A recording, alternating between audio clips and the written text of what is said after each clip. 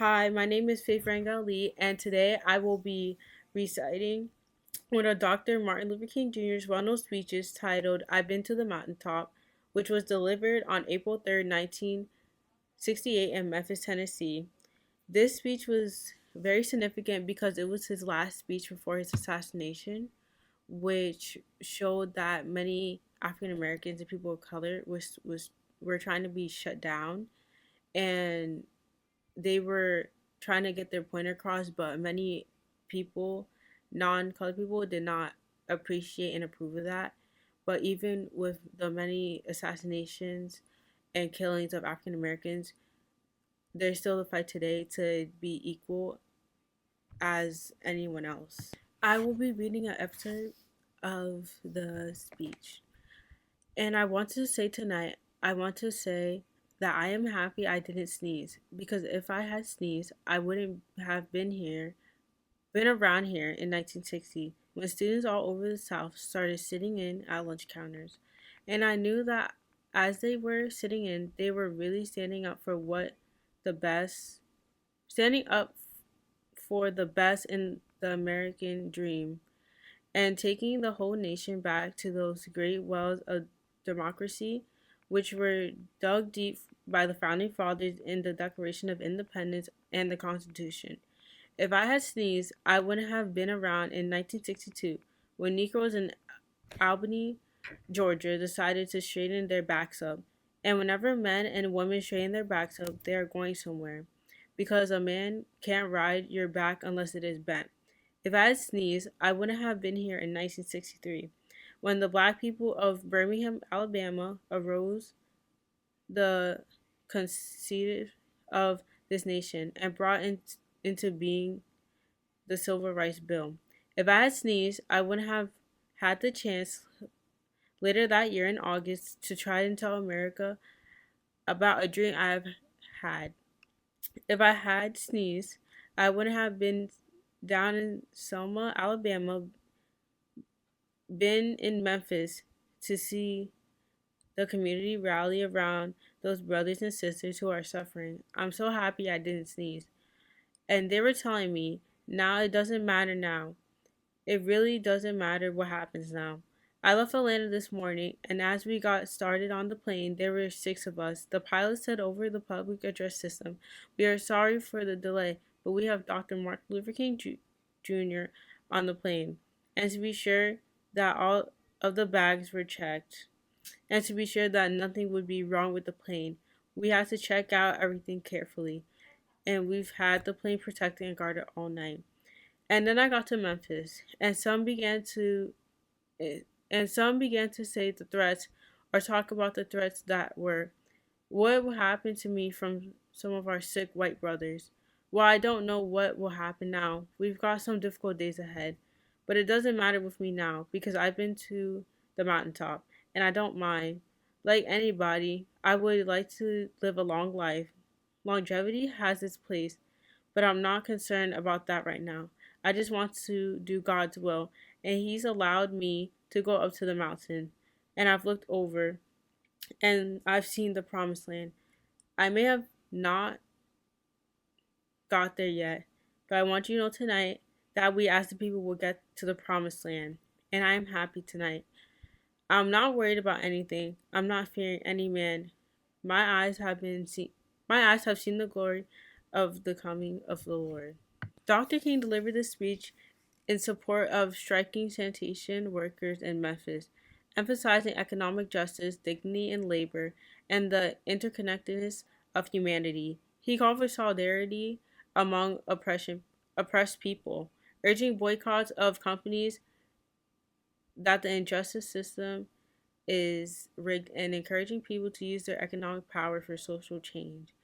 Dr. Martin Luther King Jr. was a very powerful figure in our history, and he deserved to know that he has caused much change in how African American people are looked at today. Hi, my name is Claire Snyder, and today I'm going to be reading A Letter from Birmingham Jail by Dr. Martin Luther King Jr. in 1963. So this text is Dr. Martin Luther King's response to the white religious leaders that sent him a letter and saying all these things, and he is just defending his arguments and he's just challenging them. So here we go. I think I should indicate why I'm here in Birmingham. Since you have been influenced by the view which argues against outsiders coming in, I have the honor of serving as president of the Southern Christian Leadership Conference, an organization operating in every southern state with headquarters in Atlanta, Georgia. We have some 85 affiliated organizations across the South, and one of them is an Alabama Christian Movement for Human Rights. Frequently, we share staff, educational, and financial resources with our affiliates. Several months ago, the affiliate here in Birmingham asked us to be on call to engage in a nonviolent direct-to-action program if such were deemed necessary. We readily consented, and when the hour came, we lived up to our promise. So I, along with several members of my staff, am here because I was invited here. I'm here because I have organizational ties here. But more basically, I'm in Birmingham because injustice is here. Just as the prophets of the 8th century BC left their villages and carried their "Thus saith the Lord" far beyond the boundaries of their hometowns, and just as the Apostle Paul left his village of Taurus and carried the gospel of Jesus Christ to the far corners of the Greco-Roman world, so am I compelled to carry the gospel of freedom beyond my own hometown. Like Paul, I must constantly respond to the Macedonian call for aid. Moreover, I am cognizant of the interrelatedness of all communities and states. I cannot sit idly by in Atlanta and not be concerned about what happens in Birmingham. Injustice anywhere is a threat to justice everywhere. We are caught in an inescapable network of mutuality, tied in a single garment of destiny. Whatever affects one directly affects all indirectly. Never again can we afford to live in the narrow, provincial, outside agitator idea. Anyone who lives inside the United States can never be considered an outsider anywhere within its boundaries. You deplore the demonstrations taking place in Birmingham, but your statement, I'm so sorry to say, fails to express a similar concern for the conditions that brought the demonstrations. I am sure that none of you would want the rest content with any superficial kind of social analysis that deals merely with effects and does not grapple with the underlying causes. It is unfortunate that demonstrations are taking place in Birmingham, but it is even more unfortunate that the city's white power structure left the Negro community with no alternative. In any nonviolent campaign, there are 4 basic steps. Collect the facts to determine whether injustice exists, negotiation, self-purification, and direct action. We have gone through all these steps in Birmingham. There can be no gainsaying the fact that the racial injustice engulfs this community. Birmingham is probably the most thoroughly segregated city in the United States. Its ugly record of brutality is widely known. Negroes have experienced grossly unjust treatment in the courts. There have been more unsolved bombings of Negro homes and churches in Birmingham than any other city in the nation. These are the hard, brutal facts of the case. On the basis of these conditions, Negro leaders sought to negotiate with the city fathers, but the latter consistently refused to engage in good faith in negotiation. Hi, I'm Madison, and I'll be reading a part of MLK's The Three Evils speech. We have come here from the dusty plantations of the South and the depressing ghettos of the North. We have come from great universities and flourishing suburbs. We have come from Appalachian poverty and from conscience-stricken wealth, but we have come. And we have come here because we share a common concern for the moral health of our nation. We have come here because our eyes have seen through the superficial glory and glitter of our society and have observed the coming of judgment. Like the prophet of old, we have read the handwriting on the wall. We have seen our nation weighed in the balance of history and found wanting.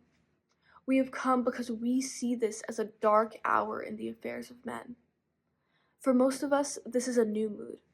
We are traditionally the idealists. We are the marchers from Mississippi and Selma and Washington who staked our lives on the American dream during the first half of this decade. Many of us assembled here campaigned lasciviously for Lyndon Johnson in 1964 because we could not stand ideally by and watch our nation contaminated by the 18th century policies of Goldwaterism.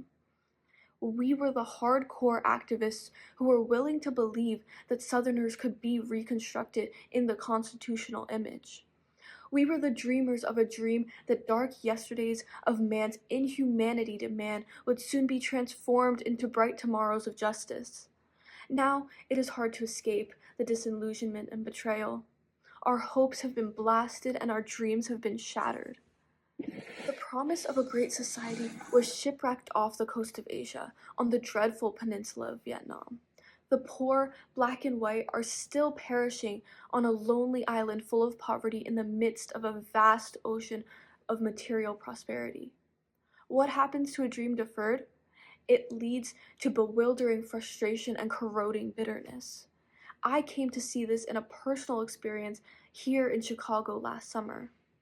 In all the speaking I've done in the United States before varied audiences, including some hostile whites, the only time I have ever been booed was one night in our regular weekly mass meetings by some angry young men of our movement. Now, I went home that night with an ugly feeling. Selfishly, I thought of my suffering and sacrifices over the last 12 years. Why would they boo one so close to them? But as I lay awake thinking, I finally came to myself. And I could not for the life of me have less impatience and understanding for those young men. For 12 years, others like me have held out radiant promises of progress. I have preached to them about my dream.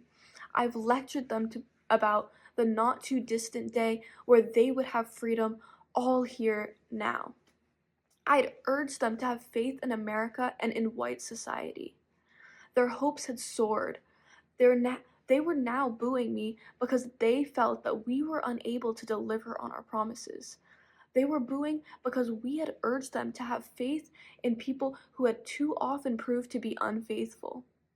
They were now hostile because they were watching the dream that they had so readily accepted turn into a frustrating nightmare. This situation is all the more ominous in view of the rising expectations of men the world over. The deep rumblings that we hear today, the rumblings of discontent, is the thunder of disinherited masses rising from the dungeons of oppression to the bright hills of freedom.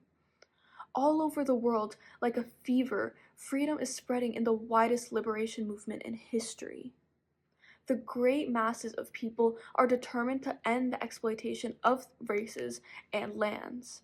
And in one majestic chorus, they are singing in the words of our freedom song, "Ain't gonna let nobody turn us around." And so the collision course is set. The people cry for freedom, and the Congress attempts to legislate repression.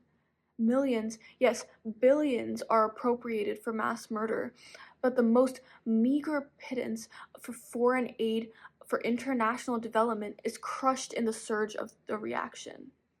Unemployment rates at a major depression level in the black ghettos, but the bipartisan response is an anti-riot bill rather than a serious poverty program. The modest proposals for model cities, rent supplement, and rat control, pitiful as they were to begin with, get caught in the maze of congressional inaction.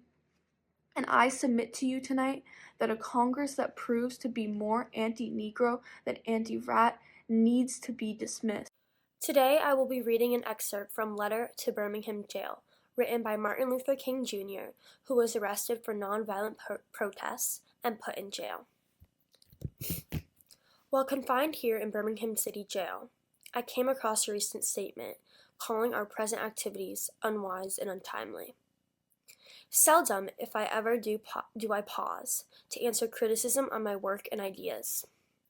If I sought to answer all of the criticism that crossed my desk, my secretaries would be engaged in little else in the course of the day, and I would have no time for constructive work.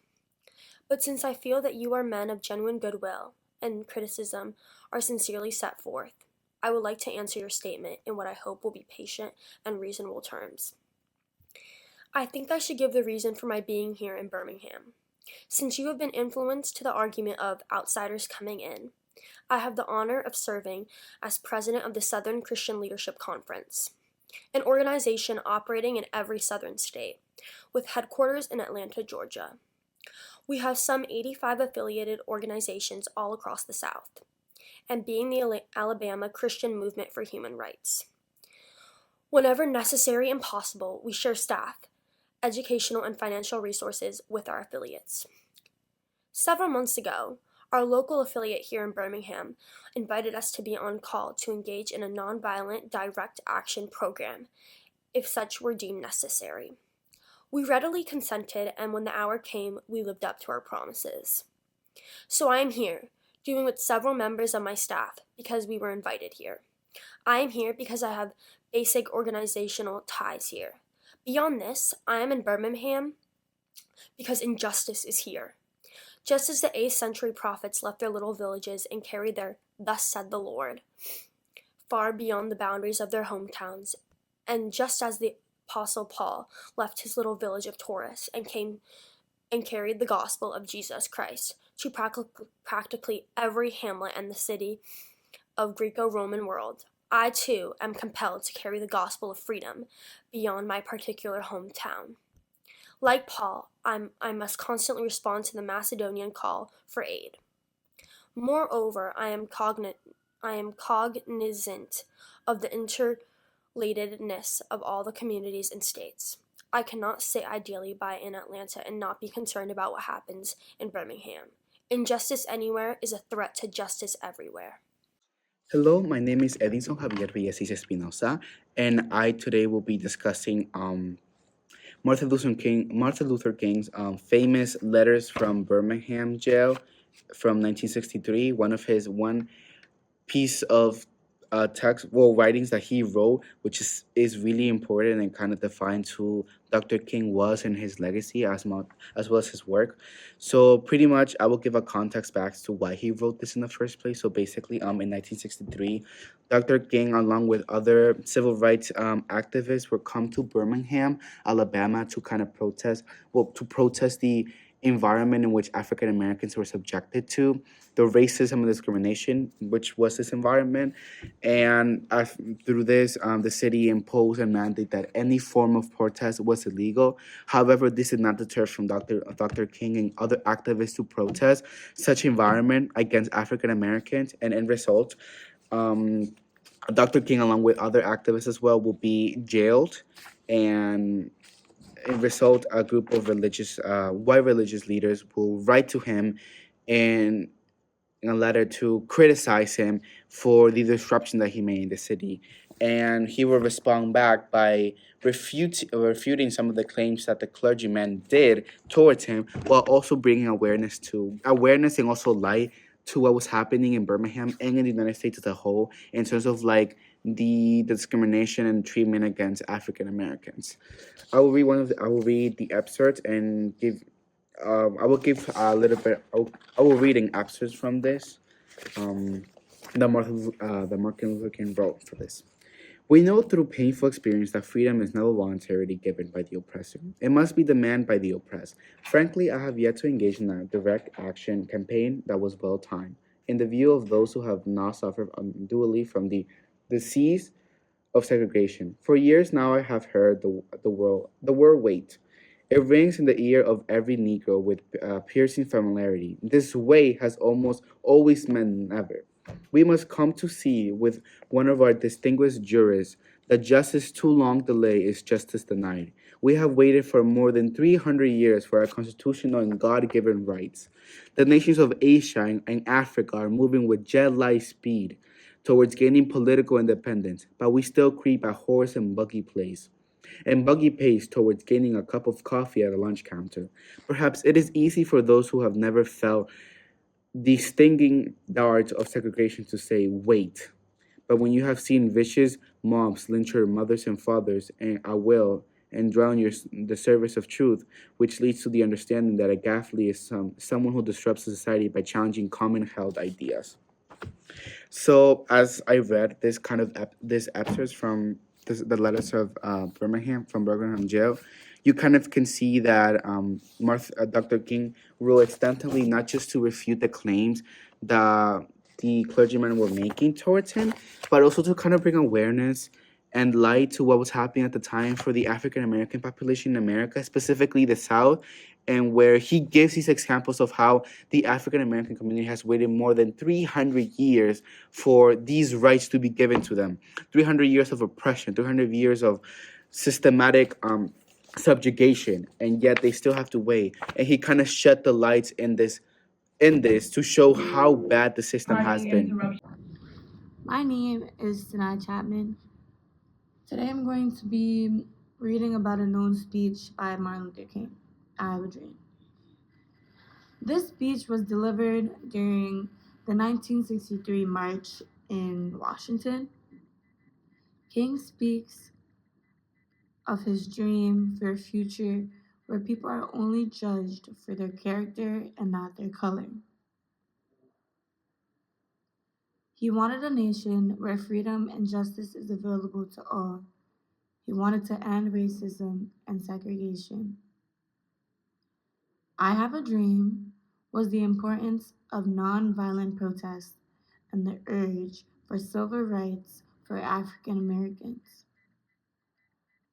King's words were to inspire movements for equality.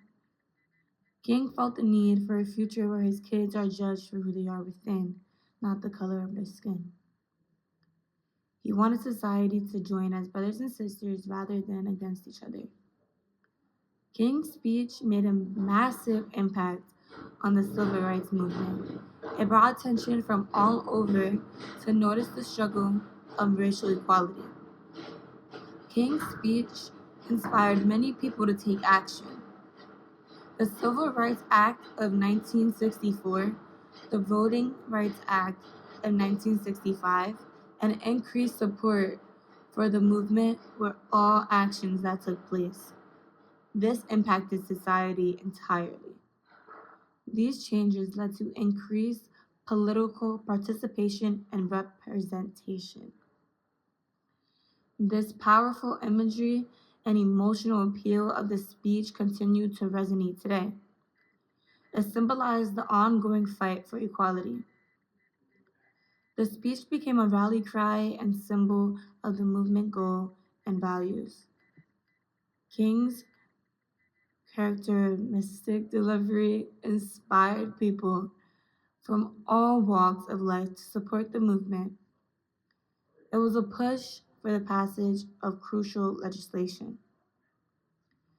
The Brown Board of Education was a Supreme Court decision declared state laws establishing separate public schools for Black and white students to be unconstitutional. The Voting Rights of 1965 aimed to eliminate racial discrimination in voting. I've Been to the Mountaintop by Dr. Martin Luther King Jr. delivered this speech in support of the striking sanitation workers at Mason Temple in Memphis, Tennessee on April 3, 1968, the day before he was assassinated. And if I were standing at the beginning of time, with the possibility of taking a kind of general and panoramic view of the whole of human history up to now, and the Almighty said to me, Martin Luther King, which age would you like to live in? I would take my mental flight by Egypt, but I wouldn't stop there. Strangely enough, I would return to the Almighty and say, if you allow me to live just a few years in the second half of the 20th century, I will be happy. Let us rise up tonight with a greater readiness. Let us stand with a greater determination. And let us move in these powerful days, these days of challenge, to make America what it ought to be. Be concerned about your brother. You may not be on strike, but either we go up together or we go down together.